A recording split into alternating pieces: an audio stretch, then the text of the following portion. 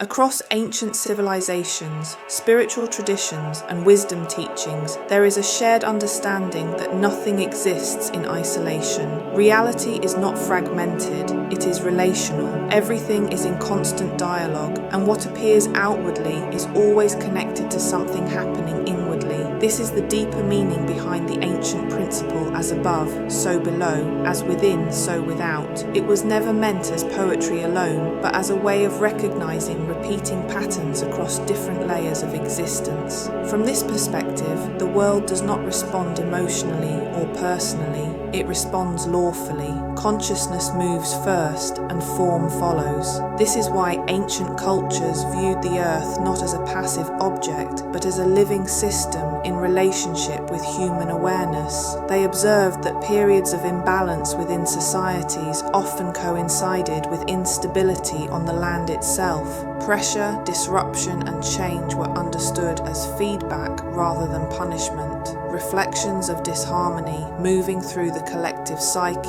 and seeking correction. The same principle applies to human interaction. Other people act as mirrors, not because they are projections or illusions, but because relationship reveals inner state. Attraction highlights resonance. Repeated conflict exposes unresolved tension. Patterns continue until awareness replaces reaction. This is why ancient wisdom emphasized responsibility over blame and observation over impulsive response. When awareness is present, the mirror becomes a teacher rather than a trigger. What we see playing out on the surface of the world, polarity, division, tension, is simply imbalance made visible. Polarity itself was never considered wrong. Light and dark, expansion and contraction, creation and dissolution are natural forces. Tension arises when consciousness clings to one side and resists the other. Pressure increases not to destroy, but to restore balance. Integration always follows excess. Behind the surface, ancient traditions spoke of an unseen or subtle layer of reality, not as fantasy, but as the organizing principle behind form. Thought precedes action, emotion shapes movement, belief structures behavior. What is invisible sets the conditions for what becomes visible. Reality moves from the inside out, whether acknowledged or not.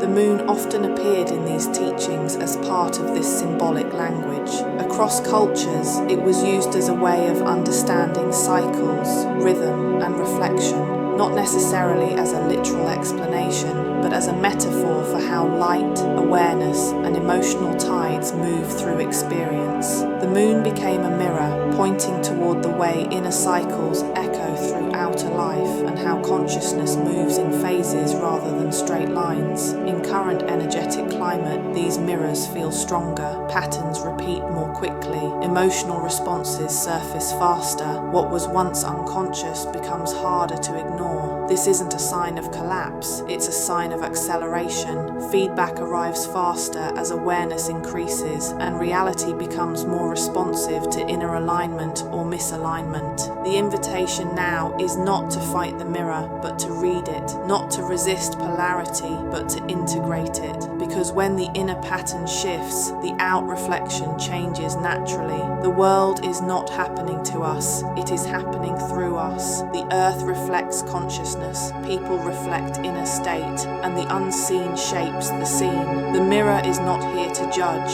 it is here to teach. As above, so below, as within, so without. Follow, like, and share for more earthly updates. Stay grounded and confident. Thank you for tuning in.